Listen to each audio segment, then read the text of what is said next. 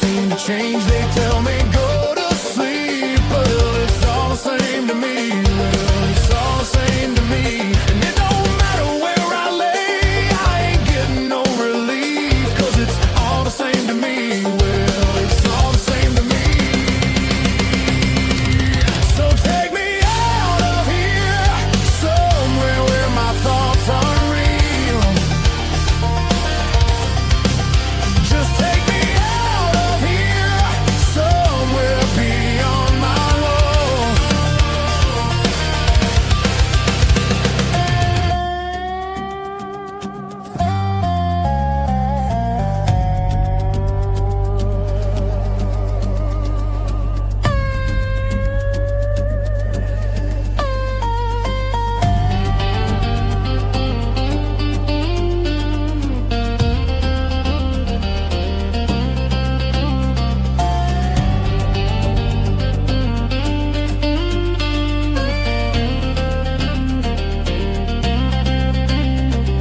You don't know where you're going till you know where you've been. It's all the same to me. Well, it's all the same to me. The darkness comes creeping like an old familiar friend, and it's all the same to me. Well, it's all the same to me.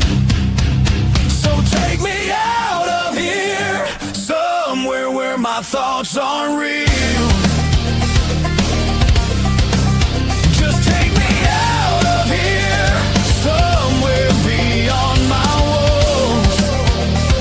Somewhere beyond my walls.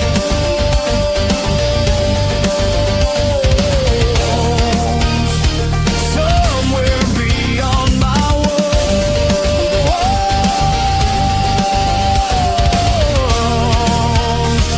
Somewhere beyond my walls.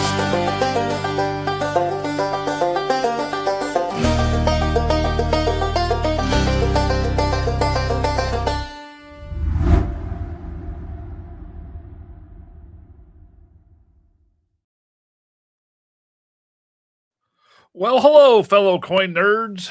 Oh, coin nerds, you get me so fired up with this music every single time. Hey, there's only one musician on our staff, and it's not me. Okay, Yeah, no, it's the band with no. that's all I gotta say. I've heard of the band with no instruments. This is the band with no musicians. That's right. That's right. Hey, hello, everybody. Good morning. Good morning. Sunday morning. Sunday. Did you have those commercials?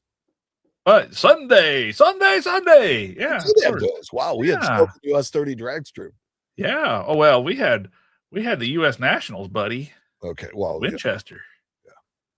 Yeah. Well, good morning, everyone. Nerds, and welcome to another episode of the Coin Show. And boy, do we got one for you today. It's gonna be good. We got a lot to talk about. We do have a lot to talk about. And we got to get it out of our system because this stuff is just it's going nuts. And we'll get to it. You know, we'll talk about all of it. Yeah. Outlaw Josie Wales for Morning All, great song. Hey, Yeah, me and bluegrass and metal came together and we made us some funky Nickelback. That's what we did. Okay, that's what happened there. Should call it Dimeback. Hey, whatever. It was a good one. Yeah. So yeah, we've got a lot to talk about. Though you're right. There's been, what a couple of weeks to go through. And I'm gonna save it for the show. I'm saving it for the actual show. Yeah, We'll talk about I it. will tell you that it's what everybody's talking about. It's all anybody wants to talk about. And to be honest with you, yesterday I kind of needed a day away from it. I just did because it's all engrossing. And when you do it for a living, it just doesn't stop because you can't stop thinking about it for a couple of minutes because somebody else is going to walk in, and you got to be prepared for anything to happen. Uh-oh. Matt's mute. Hello, Matt.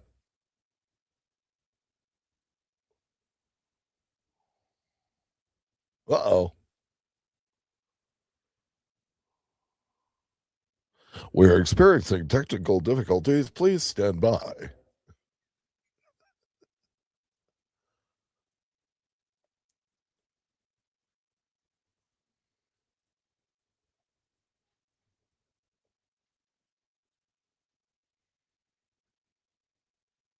I don't know. Glad it happened before we started the show.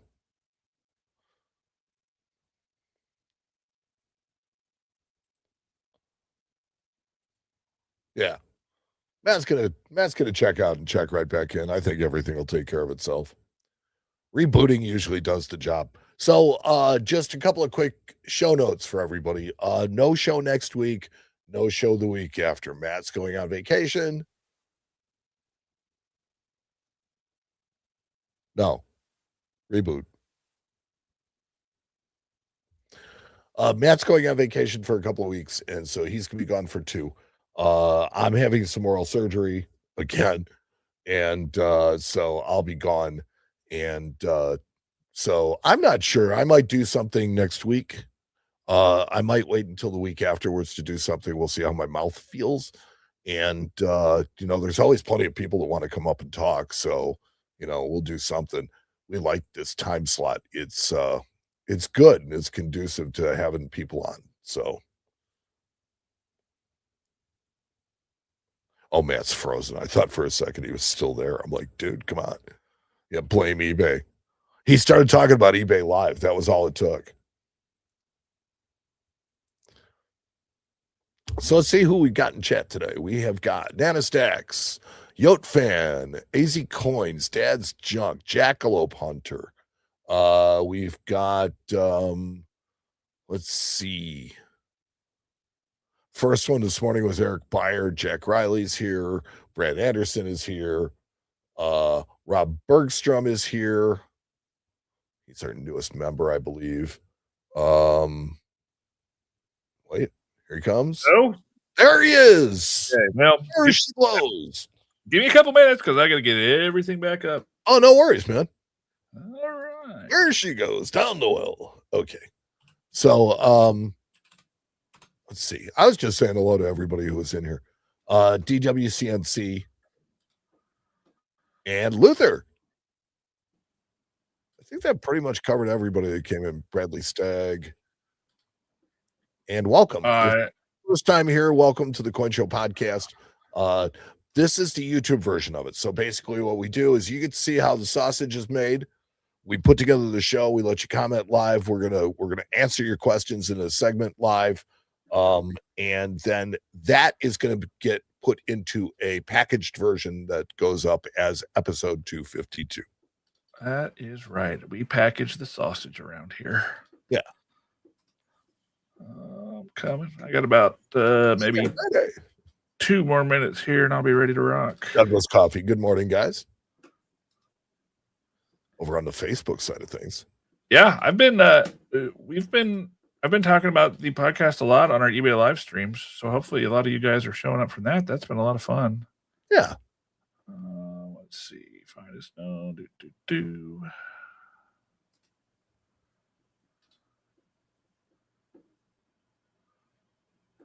Jackalope Hunter says Matt needs to post these songs so we can listen to them whenever we want. Hey, that's not a terrible idea. I think that there's an album there.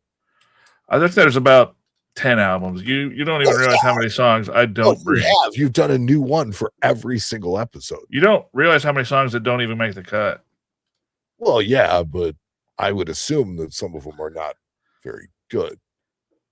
They're all good in their own way. A lot of these songs, I actually give it a little bit of input as far as like actual musical input. Like we have a MIDI controller and some stuff, and Jack and I'll sit down and record a riff or something, and then we'll feed it in and kind of give it the direction. And nice. Either spit out something cool or it'll spit out some garbage. Well, it definitely spit out something cool this morning. It did. Okay, let me make sure I have everything here. 1, 2, 3, 4, 5, 6, 7, 8, 9, 10, 11, 12. Douglas Coffee. Talk of the day is silver. Absolutely. And we are going to get to it because there's a lot to talk about. Okay. For those of you who are new to our podcast, welcome. I love how they do on the barbecue. And for those of you who've been with us, welcome back. Okay, buddy. I think I'm ready whenever you are. Okay. Whenever. Oh, I'm frozen. Am I frozen now? Am I unfrozen? Oh, you're good. Okay. You're absolutely good. Let's see. Now you're frozen. Switching networks. And next time you see Adam, And network switched. All right. fantastic. All Am I right, here? Am I around? you're back Okay. and you're front. All right, buddy. Well, I got buttons ready. I got things ready. Whenever you are, Let's just roll this thing then. let's do it. All righty. It is episode 252 of the Coin Show podcast. I'm Mike. And I'm Matt. And on this week's episode of the Coin Show podcast, we are going to talk about what in the world is going on with silver and gold and the metals market, because God, that's a discussion for everybody and everybody wants to have. We also are going to do the coolest things that walked into our shop this week. So I don't know about Matt, but I brought an absolute monster. I brought a cool one that I didn't necessarily walk in, but I found it again, so that kind of sort of counts. Yeah, that'll Well, work. it was a throwaway after I saw yours, anyways. So I brought a monster. I'm sorry. yeah. And there'll be a poll for you guys to vote on in Facebook in the Friends of the Coin Show group. But first, as always, the news.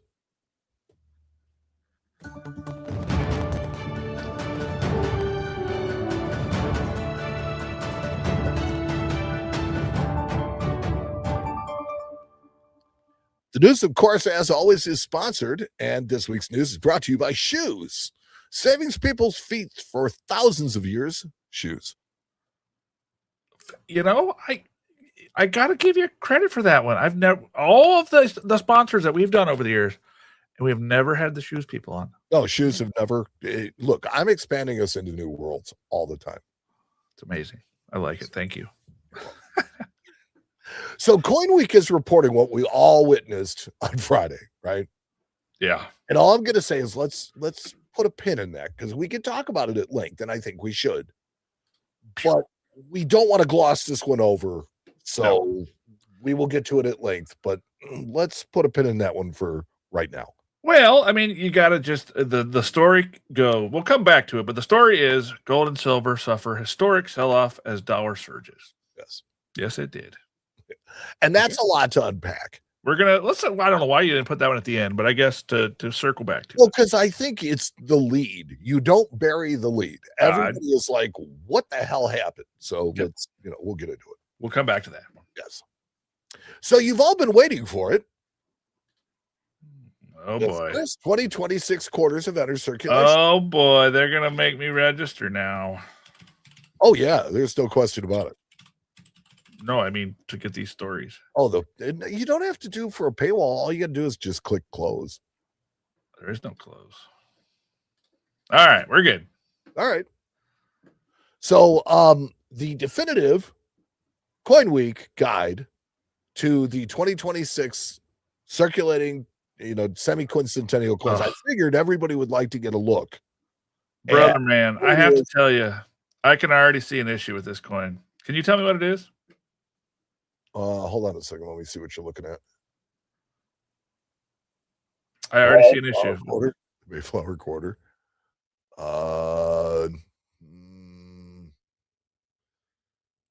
Not sure. Let me see. In COD we trust. Is that what we're gonna have? We're gonna have another in COD we trust.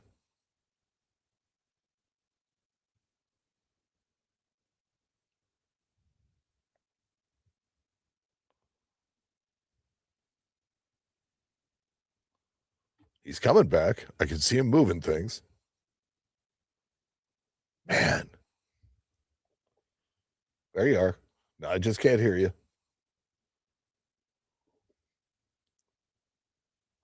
Yeah, we are definitely experiencing technical difficulties with Matt. There is not a lot of snow on the ground in Indy, is there?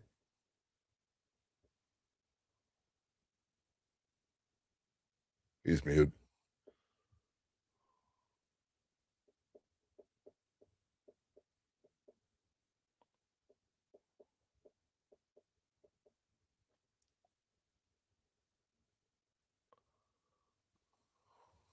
Giddy up, pilgrims. That's right. Wait. So yeah, this design is just something. I have a feeling that what Matt is talking about. Oh, good. Here he comes. Can't hear you, but I can see you.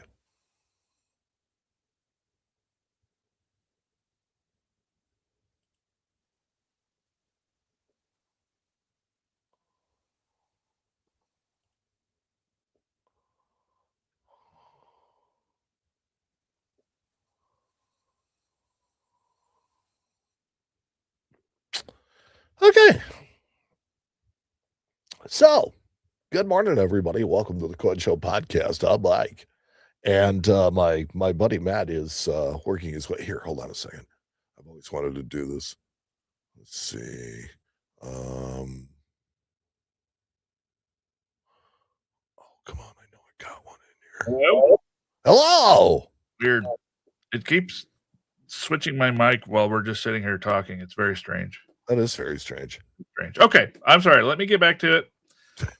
I have a very interesting comment on this coin, and we'll just start this story over, and I'll edit her down. Okay, I'm sorry. You ready? You've all been waiting for it. Not me. Well, that's for sure. You haven't. So you said that you already see a problem with it. And I can tell you that what I see is people are going to be seeing die cracks where they're not. No. Nope. You ready? Here it comes. In God we trust. Oh, no. Here it comes. You ready? Yeah. Hey, man. I got this quarter. It's got these people on the front, and it's that rare RSDEC coin. You know, I it's a bunch of money, man. What do you give me for it? Sliders. The RSDEC, the red coin. Oh, and I close the story. There you go. Oh, it's okay. Whoops. Yeah, that's what I see happening. Like, there are going to be people calling and talking about all these letters on the front of this coin. Well, this it has a mint mark on the front and the back. Did you notice that too? Just the first quarter, though. There's going to be 5 of them. And it's so coming. there's also an underlying theme that I want you to look at all these coins, and then I want you to tell me about, because this is about 250 years of the United States, Right? And so, although one of my friends, Paula, loves to say that we're celebrating the signing of the document, I don't really think that's what it's about. I think it's about the nation and our history and the 250 years. So to talk about, it starts with the signing of the Declaration of Independence, and then it gets to where we are now. It's a trip all the way through. So so you've got your Lincoln, preservation of the Union, whatever. It's the Union Shield, and they double dated it because they didn't really want to make them at all. Yeah. Right. And we're still not even sure if they're going to. Oh, they're going to. Okay. They're going to sell them. And my question is are they going to make them in bronze? Probably not. Probably not. Probably make them in zinc. Yeah. The nickel, same exact thing. Cost too much money to make. Really don't want to make them. Here's a double date. Have at. Enjoy. Yeah. But then you get to the dime. And the dime is something that I really love this design, and I think a lot of people do. Well, and the other thing is kind of interesting about this. This is the first time we've changed this dime since the 50s. The 40s. 40s. Yeah. 40s, yeah. 46, I guess. Yep. So, very interesting. First time ever for an eagle on a dime. Even cooler. I mean, I don't hate that coin. I want to see it, but looks cool. Not a Deem. Deem had an eagle on it. Or Disney, whatever you want to call it. But the dime has never had. Yeah. Okay. I can get down with that. Okay, so now you get to the quarters, and you have the Mayflower Compact, which the RSDEC. Now, question: there's a D on the front and a D on the back, man. Which one is the mint mark? Again, why is that? Probably one of those is the designer's initials. Again, there's so many letters on that coin; it's like a freaking word search. Oh yeah, I mean that's bad. I guess we'll find out which one is the mint mark when we see the Philadelphia ones. Right. Okay. Washington, the Revolutionary War quarter, very interesting design on the obverse with Washington, same motif basically from the presidential dollar, it looks like. Yeah, And then- and kind of a an homage back to the bicentennial quarter with the drummer boy. Correct. Got a guy in a tricot. Yeah. Okay. Gettysburg Quarter. I mean, I like that look of Lincoln. That's very Lincoln Memorial looking. That looks like straight off the 2009 commemorative. Yeah, it's a little bit downward. We're looking up at him, so it gives me that Lincoln Memorial feel. Downward facing Lincoln. That's the best. Is that the new yoga move? I think so. 7 years ago. Yeah, and then it's like I so love the reverse of this, but I think to take that reverse and to frame it as I don't know. Again, look at all the letters. Reverse. Look at all the random letters all over the front of that coin and the back. We're gonna get so many phone calls. Man, this coin's got letters ain't supposed to be there, man. All over the place. Then you have the U.S. Constitution quarter. Yep. Which I don't think is going to strike real well. No, I mean, I think the days of problem striking are over. I think they've surpassed that nowadays. Well, they just use more force, right? Right. I think the technology is there that it doesn't necessarily matter that much James anymore. Madison looks haunted. Yeah, he's got those eyes that move your head back and forth. He's got those eyes like the Mona Lisa that follow you around. He's got them creepy eyes. And every single one of these is going to have an "In God We Trust" error. Oh, I'm sure. And the Declaration of Independence quarter. That looks like what the Jefferson busts from his Indian peace medal. No, his Indian peace medal. Okay. So interesting. So I mean, it really. And then here we are, the half tower looks like platinum. Yeah, looks like platinum eagle. Yeah. And again, letters everywhere, all over the place. Really cool, and I like the reverse designs. But why did we have to? I don't know. Yeah, interesting. So yeah, that's just kind of the thing. So if you wanted to see, I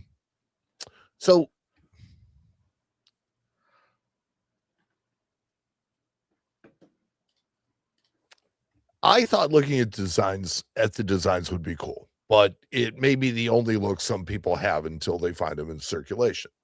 Right. No, I mean, here's some right here. There's some right here that are struck actual coins. Maybe I can make this picture bigger. Let's see. Yeah, there you go. There's some actual struck coins. Yes. And then read the headline.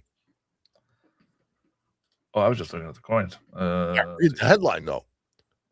Mint repricing also raises clad collector coin prices. Correct. So this is maybe your only chance to see these coins, is my point. It's going to be in circulation because nobody's going to want to pay what they're jacking these prices up to. And that, it's sad.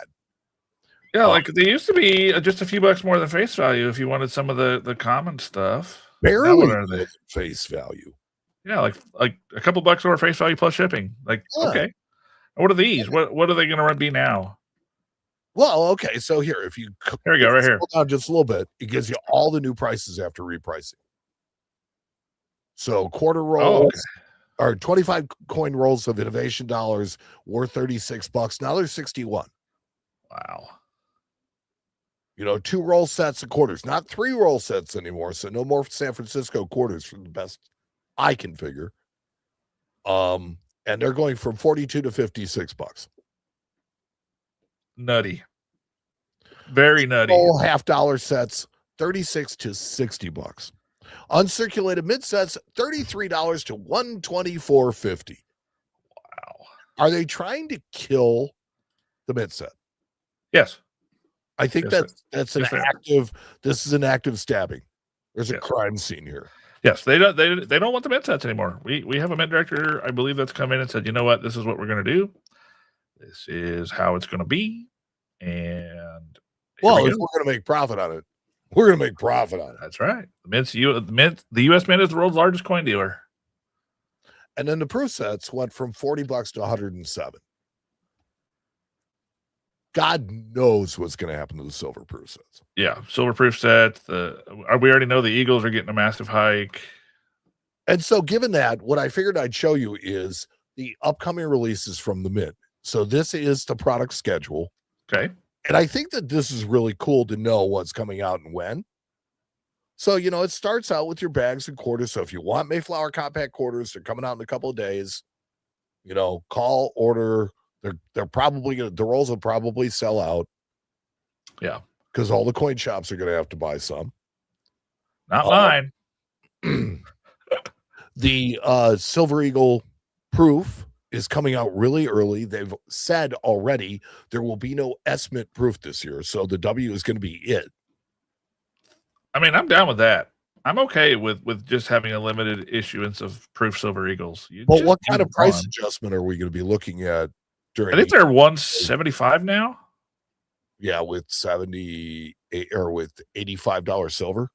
Yeah, I think they're still. They have already adjusted. They adjusted when the market was raging up, and I think they're just going to leave it. Again, that's their most popular product, the Silver Eagles, proof Silver Eagles.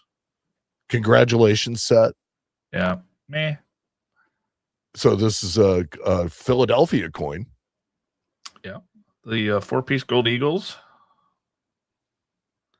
Yeah, all your gold eagles are coming out. It's like your semi quincentennial quarters, the Revolutionary War ones, your innovation bags. Your silver proof set is going to be out, they say, I'm told, by April 14th. So that's interesting that they're going to release the silver proof sets before they do the regular proof sets. I think they want to get them out before silver drops. Possibly. Maybe It could be. We don't. So the 1 ounce silver so here's the thing that I noticed. So 2026 is going to have an enhanced uncirculated Silver Eagle. Okay, that's probably going to be like $800. Not only that, it's going to have an enhanced uncirculated gold coin. Okay. May 28th. There's going to be an enhanced uncirculated Morgan. There's going to be an enhanced uncirculated piece. Very interesting, man. I never look at this for this reason because I'm just going to start railing on everything. So it looks to me like they're not going to make the Morgan and Peace dollars in a regular satin finish. It looks like they're going to do proofs and enhanced uncirculated. Well, and that makes sense. I mean, they're going to switch them up. I like the idea of doing something different. I'm cool with that. Right. So we'll see what happens. Lots and lots and lots of DC comics. The Warren G. Harding presidential silver medal comes out this year. Warren Harding was only found out after he died of a heart attack to be the most corrupt president of all time. I mean, the scandal in his administration is just legendary. Isn't that funny? Yeah. So. All right. So this is just a little bit extra for that one there. Yeah, and so this one shows you the Native American design for Polly Cooper. And Polly Cooper was instrumental in helping the soldiers at Valley Forge. Right, that's correct. So somebody definitely deserving of the honor. I think the timing with this is perfect. Could have done it last year because wasn't Valley Forge 1775? Yeah, I believe so. Yeah, but either way, that works for me. Yeah. If you look, the Charters of Freedom Platinum Proof Coin is going to continue on this road of the new stuff that we're getting thrown at us. Yeah. Well, they've been doing this with the Platinum for a while. Yeah, these are okay. I mean, I don't hate these. I don't like them. I don't understand the point. They're the Charters of Freedom, man. No, but you had the Constitution, right? So they did the preamble to the Constitution. And we're on to the Declaration of Independence. Independence is 2026. It's perfect. Right. But I don't know what they're doing. Now we're going to get all the amendments. Yeah, there you go. The Bill of Rights for the next 10 years. Yeah, that's right. So U.S. Mint coin production is down last year over year. And, you kind of expect this because I really do think we've we've gotten away from cash in a big way. Well, if you look, they were winding down the cent from 3.2 billion to 1.3 billion coins. Correct. They definitely put the brakes on the cent. But look at all the nickels. Yeah. I mean, they made almost a billion more nickels. Well, when your second highest denomination becomes your lowest denomination, then guess what? You're gonna need more of them. All of them at a loss. Well, there you go. Duh. This thing wasn't thought through very well, man. You know, and then they make tons of dimes. Now, the dimes make sense. Yeah. Quarters were down, which didn't make sense. Why do they always do that in the last year of a series? Because they did it the last year of the Statehood Quarter Series to 2008's. Nowadays, I think they're just running out of space to store them all. That's possible too. And Native American dollars, they should be. Yeah. But they made, 5 million of those. It's just, I don't know. It could be that's what they're trying to ramp up to. They're trying to ramp up to getting rid of the dollar bill. So they're going to start making more dollar coins in preparation for that. It's the natural progression. It looks like production was pretty well split, between Denver and Philadelphia. It's pretty well split down the middle. There's nothing that's going to be like, there's no 16D happening or anything like that. Right. Yep. Oh, serious low issues of quarters. So that's kind of the way it works. Now, moving on to what everybody needs in the wintertime. We can look to our winter treasure, our fuzzy warm hat. Let's see what they're doing. Okay, so where am I going here? I'll go scrolling down here. Look at you can look at anything you want. Let's look at their coin sets. Just scroll down. Oh, if you just scroll down, you have some of the stuff that they're doing. The Lucky Looney, okay, for 39. The 100th anniversary of the Canadian Legion, the Royal Canadian Legion. That's like our American Legion. And they're doing 3 different ones of that. Gleaming maple leaves. Okay, I mean, they're interesting enough. This I think is to illustrate to you guys that they also do just as much dumb stuff as we do. They're like light years ahead of us as far as the technology goes. Because look, this coin I think has an opal in it. This coin has a carving in it with maybe a little hunk of gold as well and holograms on the back. I mean, This is rose gold. Yeah, that's rose gold plated silver. Okay, I mean, that's cool. The dragon coin's awesome. The dragon maple leaf is cool. Plated silver. Look at this one. That's a neat coin. Cherry coke. Leaf. Yeah. Look, you got some. Hey, those of you weirdos out there. Oh my God, you went. That's for you. That's a weirdo coin. Really? Seriously, Matt? What? Wow. Okay. What? The Canadian foot coin, man. Welcome to the world. Whose feet are those? Are big feet. Yeah, they're huge. Anyways. And then on left field, we got Lamborghini coins. All right. Yeah, and a cherry coke. Cherry coke and it's just, I mean, look, they do. Wow, look at this coin. Yeah. That is crazy. Is that Harambe? Guardian of the Jungle. Hey, that's a pretty cool looking coin. I mean, just the minting technology is cool. The design, I could care less about. But look at this, the shape of that coin. That's cool. Here's the thing I've always given them credit for is they are way out in front. Yeah. They are on the cutting edge of stuff. Yes, I agree. I agree completely. Well, okay, let me get to the next story here. All right, so this actually, I kind of got to call Coin Week out for doing clickbait because this a singular survivor. This coin is, or this note is, how many would you assume there are of this note? Well, a singular survivor, I mean, the finest known is probably the only one known, would be my guess. No, there's 22 of them. Oh, okay. Well, there you go. And so that to me was kind of, I mean, because it's a really interesting note, and I can't say I've ever seen one of these. No. I mean, you see them at shows occasionally on display. You get to drew on them a little bit. Yeah, it's like I see a lot of the 1922 gold certificates. Sure, the smaller size guys. Well, no, the large ones. The ones that had that treasury. Gotcha. Yep. Yeah, I just saw that this was an 07. Yeah, and so I mean, this one's relatively, this 20th century, and I don't think I'd ever seen one before. It's just a really neat note. And then when I see the thing, singulars, wow, it's got to be the only. No, it's not. There's 22 of them. So, I'm going to call clickbait. But given that, it's a really, really cool note. Oh, for sure. Yeah. I mean, it's a rare note. She's a rare bird, especially in 66, which let's take a look at the note. Do I agree with that grade? Let's just see. That corner's kind of boogied up. That corner's a little boogied up. Looks like a little rounded. Yeah, that's the rarity bump. Look at the rarity note. That margin is not straight. I'm just saying that's the rarity bump when it's just like the GSA bump. So, it's sold already. Here we go. $264,000. Yeah. Cool. So it is the finest known, and I would expect the finest known number for that.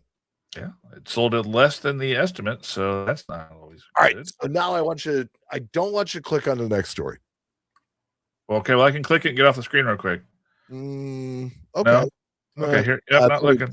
Not looking. Do you want me to close this out too? Yeah. Or do you want me to leave it up? Because look. Okay, didn't look. This could be like a complete ambush quiz. Okay, let's do it. I didn't do that. Well, what has happened to you? Where have you gone? And what have they done with you? What have you done with Mike? That's right. Okay, so there are 7 proof-only U.S. gold coins that were struck at Philadelphia from 1795 to 1933, and I want to see how many of them you can name. Well, the King of Siam set had a lot of them, if I remember correctly. The 1804 set. I will help you by saying there is nothing that early. Okay. So then, and you said struck in proof. Is it brilliant proof, matte proof, sandblast proof? Or only struck in proof. Oh, only struck in proof. That's what I'm saying. These were only struck in proof. And so you may know it, you may not know it. Wow, I don't know any of those. Okay, then you can go ahead and bring it up. Yeah, that's a crazy one. Wow. Because this is a really cool story. It's like there are 7 proof only US gold coins that were struck in Philadelphia in those years. Okay. So the 1863 quarter eagle, that makes sense. Couple of $3 gold pieces, 75 and 76. 87 half eagle, which is crazy because they were pumping coins out in that period. And 83, 84, and 87 double eagle. Again, also strange. These last 4 coins are strange because to me, there's really no reason except there's really no reason they didn't make these. The series was coming to an end. They were struck during the first Great Depression. Oh, that makes sense. Okay. And then the first one, obviously, heart of the Civil War. I get that one. Right. So, okay. So, yeah, I mean, that's pretty cool. It's really cool. So they go through this story and they talk about, a lot of people regard the 1841 quarter eagle as the first proof only regular issue gold coin, but now they accept that both business strikes and proofs were made. So they kind of took that one off. But if you look, it's got some really nice pictures. You can go down through these. And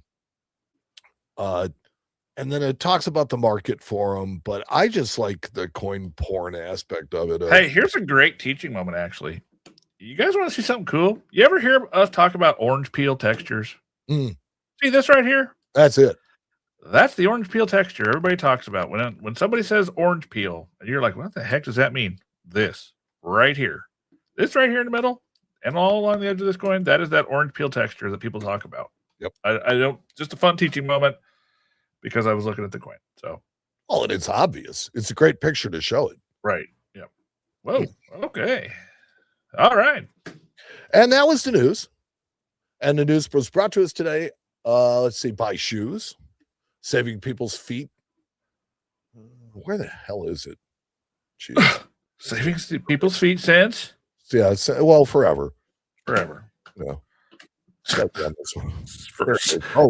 the beginning of shoes, they've been saving people's feet. Thousands of years. Shoes. There you go. I like it. Okay, now you ready to get into this? I know that this is the main event. This is the main event because this is what everybody has been talking about nonstop for the past 2 weeks. Okay, let's take a break actually from that though. Let's hit some questions real quick. Yeah, no, I'd like to do that. Let's do the question segment real quick, and then we'll come back to this, and that'll be the main meat and taters of the episode. So there we go. Okay. You can pin them. I see Barry's been on it. Let's just go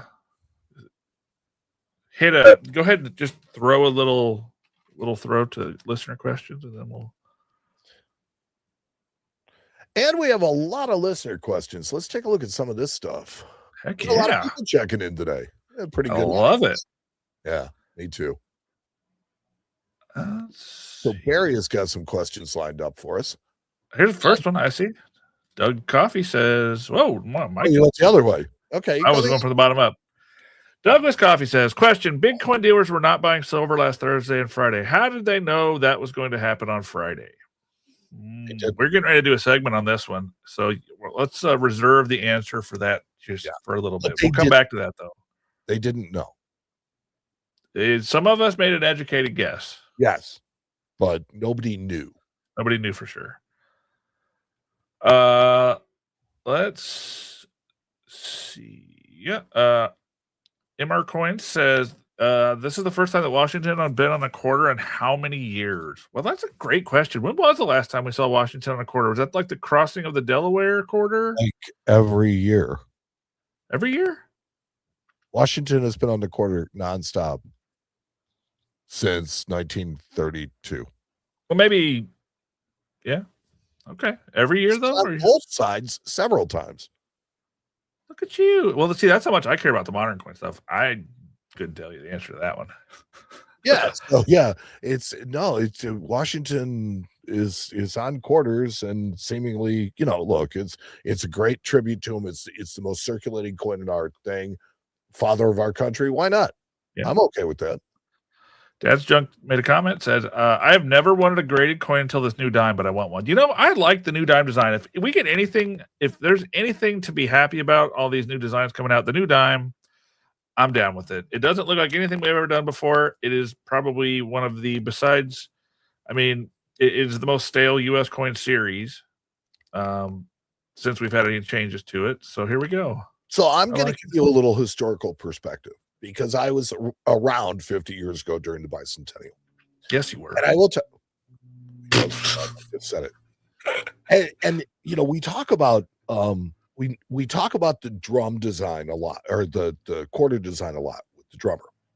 But we hardly ever talk about the half design. We hardly ever talk about the dollar design. And the reason for it is because we don't like them. They mostly suck. Yeah. Here's the point, though. They had a contest to design the quarter, and the quarter design is what won the contest. What took second ended up on the half. What finished third ended up on the dollar. And that tells you how far above and beyond that quarter design is to all the rest of the stuff. And so I think that this dime is that other breakout star. That's this one's breakout star. Everybody looks at it and we just look at it. Yep, they did it. They got it right. Yeah. We look at all the rest of them and go, okay. Take it or leave it. That's the winner.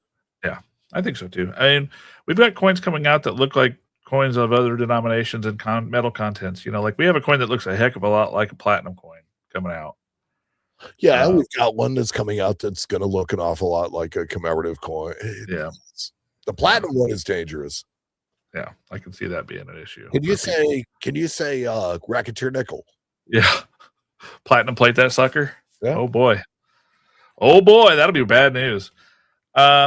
Let's see. Paula was responding about the orange peel thing we were talking about earlier. The orange peel texture matter is referring to a specific to proof coins and is normal for certain coins.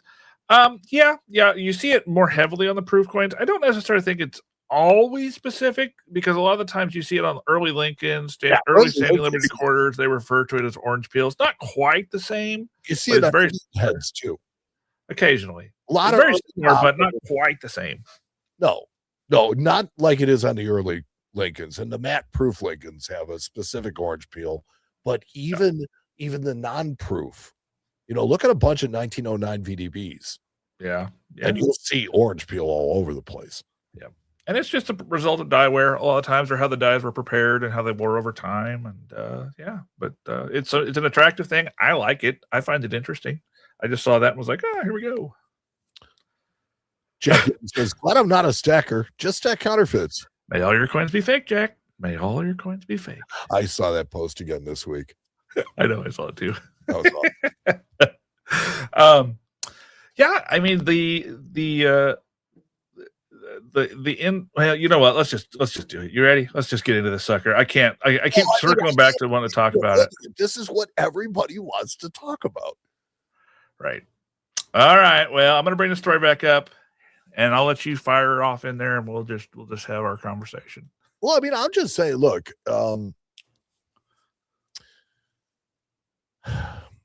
we witnessed it on Friday. What we saw happen was a conglomeration of a bunch of things. And what I love about the market and the world that we live in was that if you looked at different sources, you got all kinds of different reports as to what was going on, right? Exactly. Yeah. I mean, falling. People were saying that the dollar is crashing. People were saying the dollar is strengthening. I mean, honestly, history is generally best seen in hindsight. And well, sure, of course. You know, to call things as they're happening, you can call what you see, but I don't think that you can spot trends. Yeah. I think the trigger was the appointment of the new Fed chair. I think that was the linchpin that maybe the straw that broke the camel's back on this particular run. Not to mention the run was meteoric at best. It needed a massive correction. Oh, it did. Plus, okay, so it's the end of the month. So you've got margin calls. Right.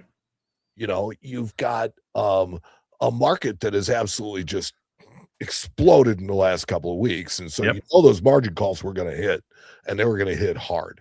Yes. You've got news out there that COMEX has said that they will run out of delivery bars soon.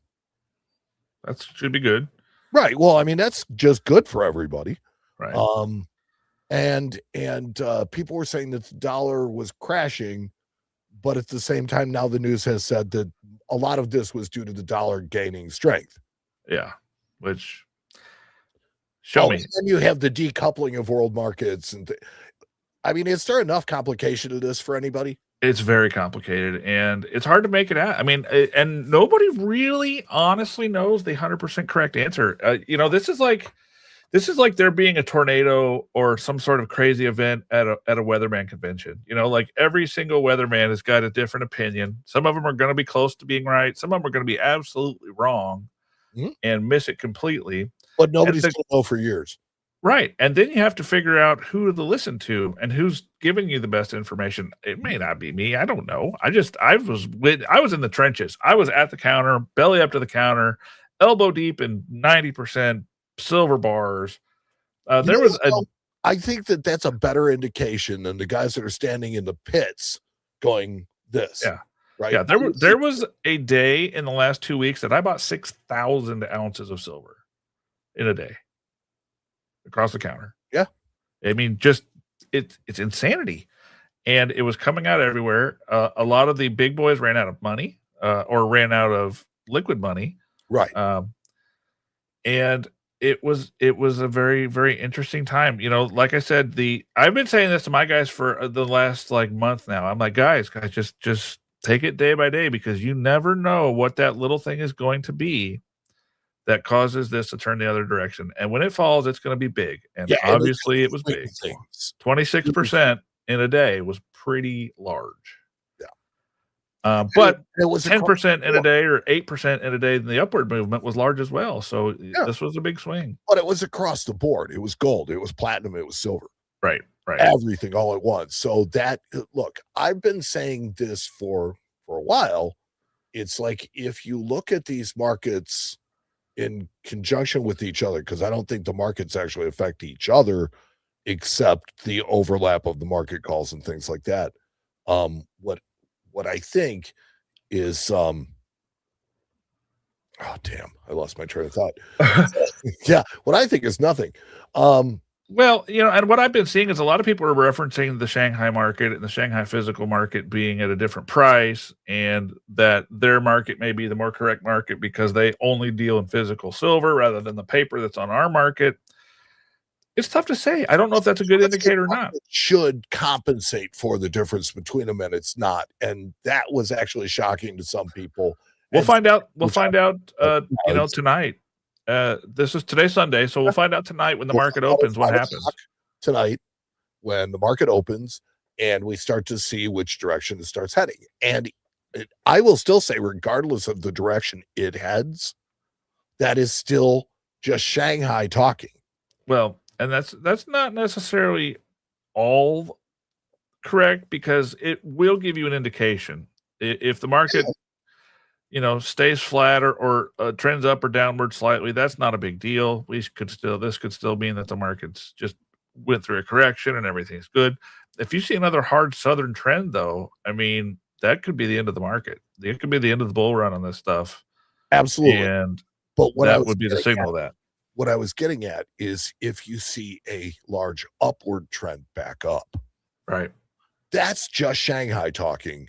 And it could, when the American markets open, go, just start trending right back down. Or it could be an indicator that they still need a bunch of silver and they're willing to do. And I think that's what was driving this over the past couple of months.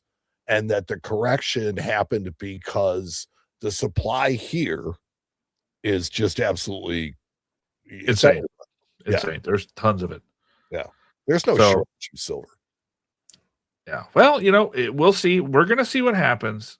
In a few hours, it'll be very interesting to watch. I'm going to be glued to my phone with the markets pulled up and just to see where right off the pop what happens, because that may or may not be an indicator of what we're going to experience. Should be interesting. Well, it's become a sport the last couple of weeks on Sunday night to sit there and watch and see what's going to happen with wild times we're in with this market. And the other thing is, I did notice this because I was talking to Mike about this before the show and Barry as well.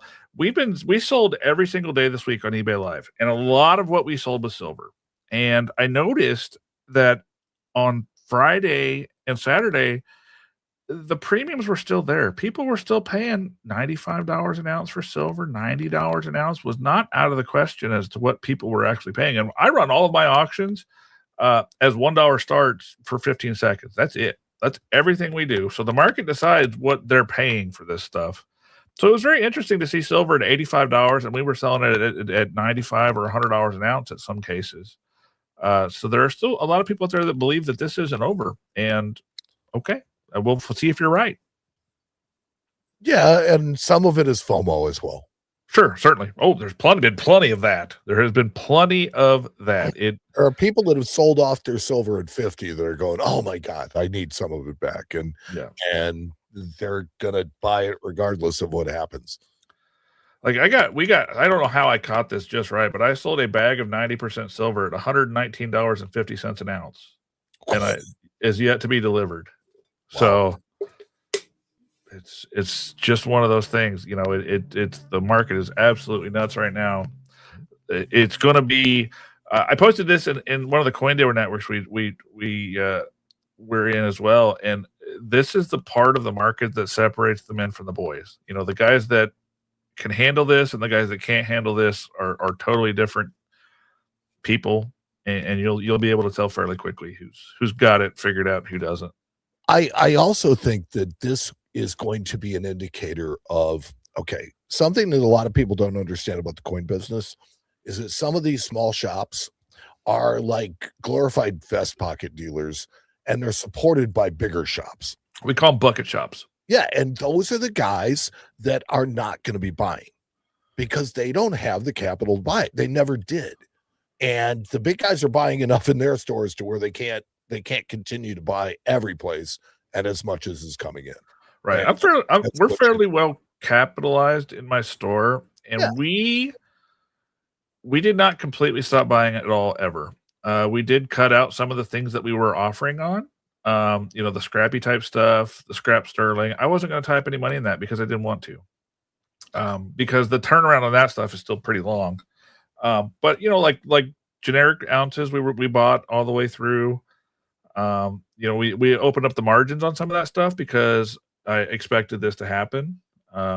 Again, I kind of sort of Babe Ruthed it after watching the strides upward we were making. Corey Corey, my paper money and ancient guy, called me the Oracle of Indiana the other day because I was positioned absolutely almost perfectly for this drop, and just happened to work out that way. So Yeah.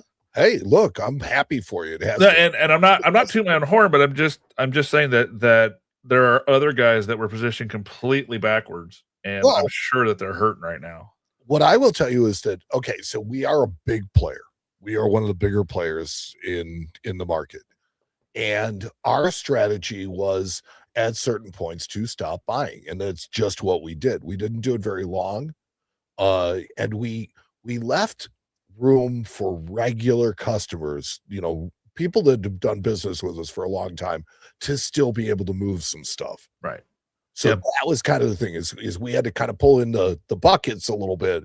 But if there's somebody who's done business with us, we kind of took care of it anyway. Yeah. And And that's just good customer service. I mean, that is kind of what we were doing as well. Ourselves to where we could do that and where we can continue to do that. So it's like every place is going to be a little bit different in what their position is, in what their ability is. The other And thing that I found really interesting, and I don't know, you guys aren't open on Saturday, so this you probably didn't experience this. We had a lot of people getting really mad at us that we were out of stock on Saturday. It like I didn't have anything, but they were mad. Like we got cussed out on the phone a couple of times because in the one day since it went from $100 and something an ounce down to $85 an ounce, I had no product to sell. right. It was very strange. It was a very, very odd thing. And I guess I guess they expected us to stock it at 110 and sell it at 85. I just didn't You get should it. see the people coming out of the woodwork for gold on Friday. It drops $700 and the phone starts ringing. It's like, yeah, I want to come in and buy some buffaloes. You got buffaloes? It's like, no, I don't. I'm kind of tapped out on gold actually. Yeah, and it was. I mean, and it wasn't. I mean, I get it. People, look at the market. They're like, "Oh man, this is a great time to buy. I really want to buy some." Well, but the problem is, there's nobody selling it anymore. There are very few people selling at the moment because a lot of them, they kind of sort of missed the boat for now, and They were happy to sell it at 115 sure, of course, and we were, and at that time we were buying it because we weren't buying all of it. right, right. So it's one of those things where look, it's money and it's greed to a certain point, and people are not always pleasant when it comes to that. And there's only like out of all of the large companies that. So what a lot of you guys may not understand is in our industry, if you have the right tools at your disposal, if somebody walks in with 500 ounces of silver that I have no need for whatsoever, I can buy it, still sit down in front of a computer, log on to one of about 6 different websites, see what they're paying, and sell it to them on my computer, send it over to my shipping guys, and in a couple weeks, maybe a month, I get a check. Okay, that's pretty easy, right? Mhm. Well, all of those companies said, "Nah, we're good. No more of that. We don't have any. We're not going to be paying anymore for that. We're not going to be buying that anymore." Everyone except maybe some little guys did that, Yeah. and that really It left put a us lot in of a guys trick scrambling. bag.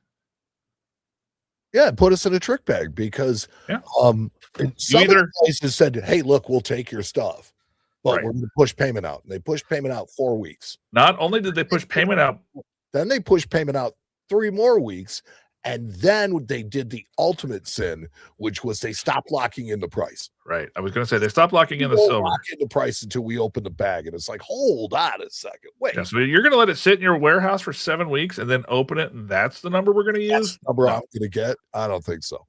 So, but that just tells you that they have way more product than they want, way more product that they can process. So they Right. shut it down. They just shut it down. And And they have a lot of low hanging fruit already. I was told that I described this fairly well again on the last show, but again, it's a big giant game of hot potato, and you don't want to be the one with the potato when the shoe drops. It's just that's what it is. And there are ways to kind of mitigate that a little bit, hedging your silver and buying contracts, but That's an awfully complicated way to do business. right, it is, and you're not wrong. So we'll see what happens. I think the next time we get together, we'll have a little more clarity on where we are. This is still, it kind of left us on a cliffhanger. It was like the last episode of season 1 of Lost. You're kind of on a cliffhanger until the next episode of the next season starts. That's Yeah. where we are tonight. That's So where we are. It's like there's just no knowing. And so, yeah, we'll see you in 3 weeks. yeah, we'll see you in 3 weeks, and we'll know a lot more. We'll have a better grasp on what happened, why it has happened, and Yes. what we're looking at in the future. The only So- thing that time is going to do is give us clarity. Yeah, that's exactly right. It's a beautiful. Exactly right. Well, I also want to, before we get into this next segment, because a lot of people here are familiar with this through For Us by Coins. Yeah. I wanted to wish him and his wife a happy anniversary. They celebrated yesterday. How many? If you guys can, they're still celebrating today. Oh boy. And, how many years, Frosty? And we want to wish them all the happiness in the world. 14 years. Okay. Heck yeah. Tired of them yet. That's perfect. Yeah. This year, well, let's see. Last year was Barry's 30th anniversary. And Barry wrecked it for me because he threw this absolutely phenomenal party for his wife here. Well, guess and then your wife looks at you and says, anniversary it is this year. "Uh-oh." And It's then your our wife gives you the 40th. eyes. She's It's like, our "Honey." 40th. She's like, Honey, well, you're not married 40 years all the time. your friend Barry You're did. not making it this. to 50. Your friend Barry really pulled it off. Barry's a great guy. Yeah. I love Barry. He's good. When's the last time you talked to Barry? You know, like you get all these little hints. Yeah. Oh, I got some work to do. But James Bucky Sr., if you don't know coins, know your coin dealer. That used to be, it was an Elmhurst furs thing. If you don't know furs, know your furrier. Furrier. I thought that was a guy that worked on horses. Oh, that's a farrier. Yeah. That's farrier. Sorry. Okay. They go with the Colt stuff. Well, okay. Well, then I guess we're going to go to probably our longest running segment ever besides the news. Yes. Next. And that is our coolest thing. Yeah. So for those of you who are not familiar, Matt works in a shop in Indianapolis. He is the senior numismatist and I want to say owner. I am. Lost Dutchman Rare Coins in Indianapolis, Indiana. I work for the oldest location coin shop in the United States, Harlan J. Burke.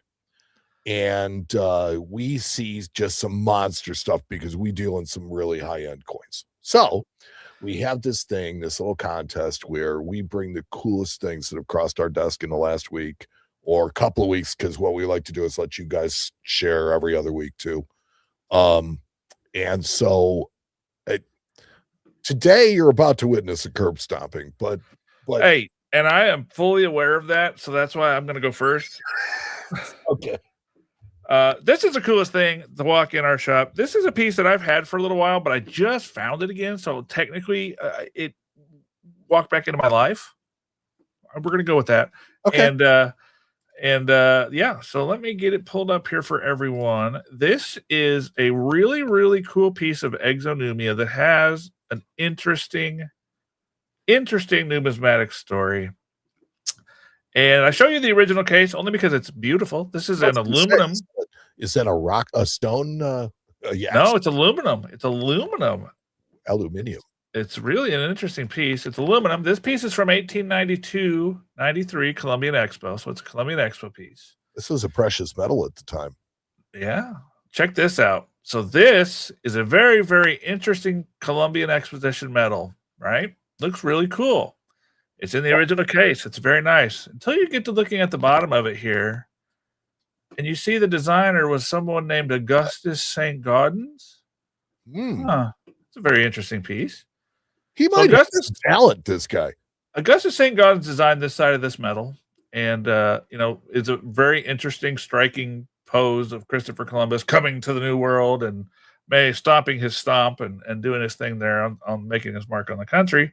And then we get to the other side of the metal, also very interesting. It's talking about the commemorative anniversary, and this was actually an award. It was given to an E.H. Smith, and we look at the design around it again. It's very interesting. And then we see another familiar name at the bottom.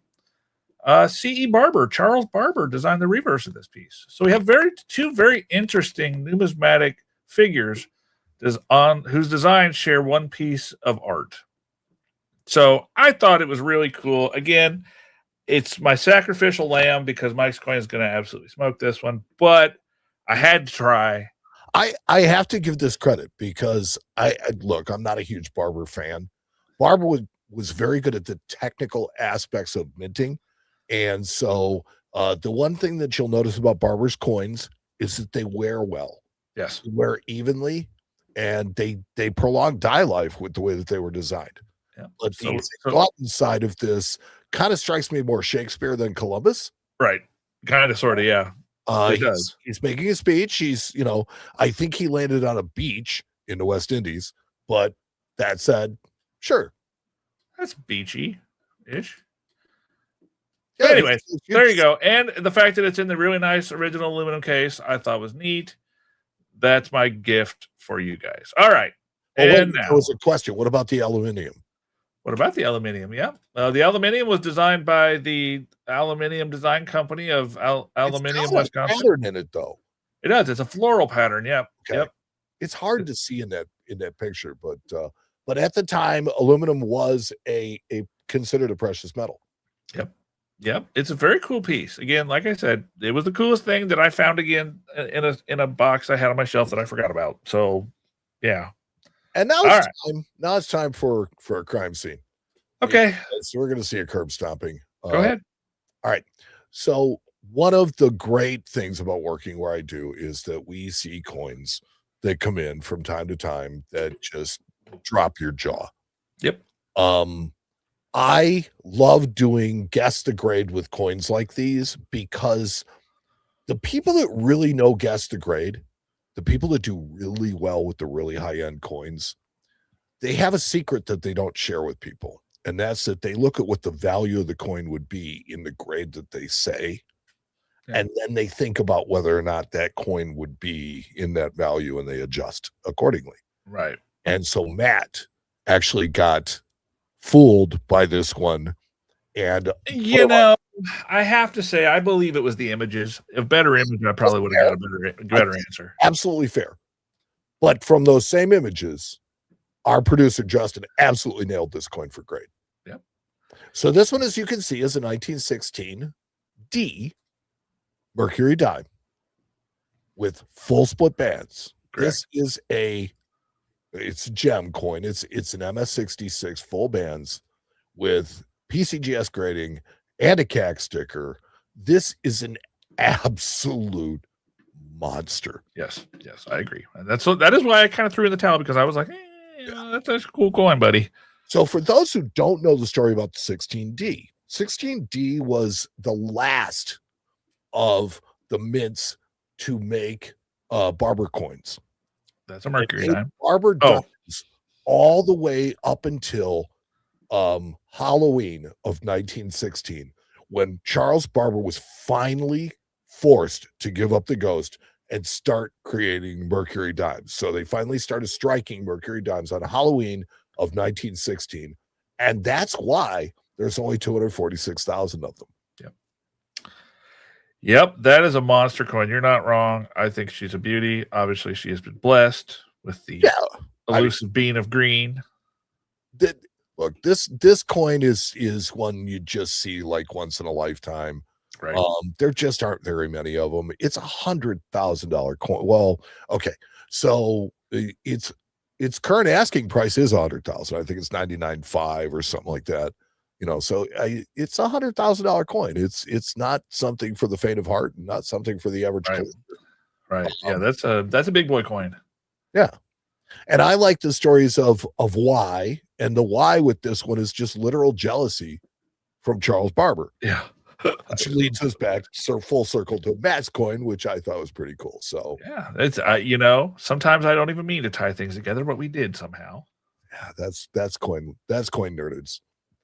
So there will be a poll on our Facebook group, Friends of the Coin Show. If you are not subscribed, if you haven't joined Friends of the Coin Show, it is a Facebook group. It's a private group, so you have to ask to join. But once you get in, you see everything that everybody posts and everything that everybody says. There's a ton, like 8,000 people in there too. Yeah, there's a lot of people. And for the most part, it's just people kind of nerding out and sharing cool stuff. And there's going to be a poll every time we do a coolest thing, for you to vote and for you to tell us, who has the best. Sorry. The last year's results, I think we covered that we tied. Or did you beat me? It was a tie, and then Yes. at the 250 was the tiebreaker, and I won. So Okay. Yeah. So there you go. See, Dad's jug.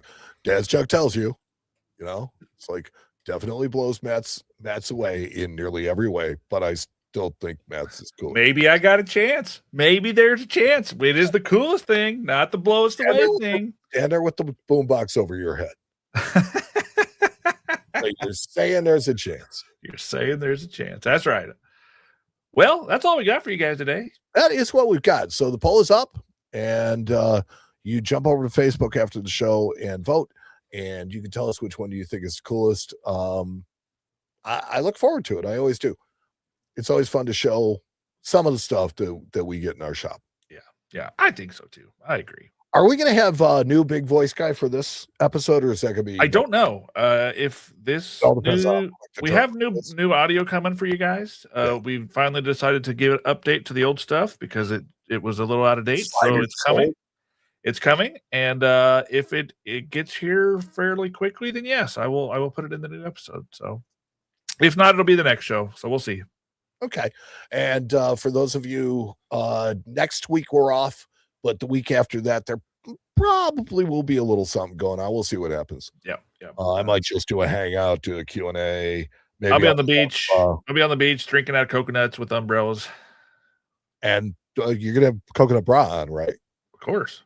Okay. Duh. All right. That's given. So I want to thank the unnamed source, Barry Swan, for being the man behind the glass doing this today. I want to thank Justin for all the support. I want to thank Corey, and I want to thank Ernesto, and I want to thank Russ and Leanna for everything that they do to contribute to the show. But I want to thank you, most of all, the listeners, because without you, this would be pointless. So thank you for watching. We'll see you in a couple of weeks. And Matt, you got anything for him? Goodbye, fellow coin nerds. So long, everybody.